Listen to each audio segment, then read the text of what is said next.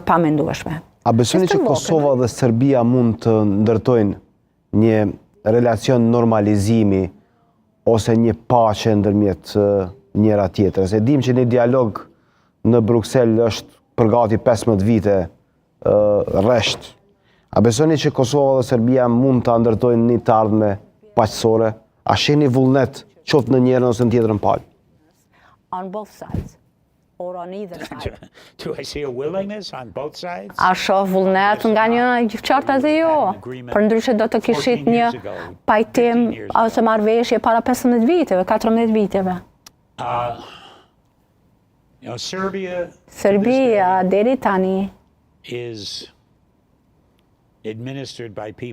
administrohet nga njerëz që nuk janë të interesuar për të pasur një marrëveshje sa i përket marrëdhënies me Kosovën. Kanë humbur shumë në 2000-ën, kanë humbur nga ajo që kishte ndodhur në luftë dhe me njëherë pas luftës.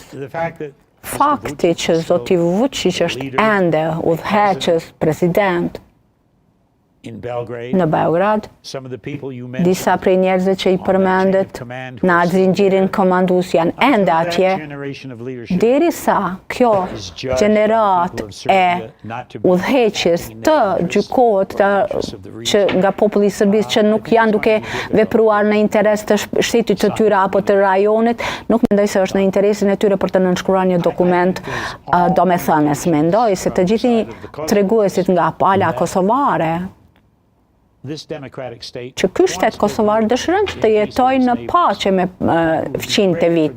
Dhe mendoj se do të ishte shumë mirë për Ballkanin që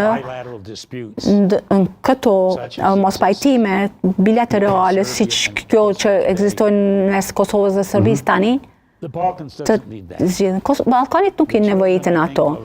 Fëmijët e të gjitha vendeve të Ballkanit do të jetonin me shumë më mirë, me paqe, nëse mospajtimet mes Beogradit dhe Prishtinës të zgjidheshin. Por duke marrë parasysh leadershipin e tanishëm në Serbi, që vazhdojnë të përshkruajnë metodat e tyre të qeverisjes për provincën, për krainën në Kosovës, jam shumë pesimist për një zgjidhje të menjëhershme të këtij konflikti. Por nuk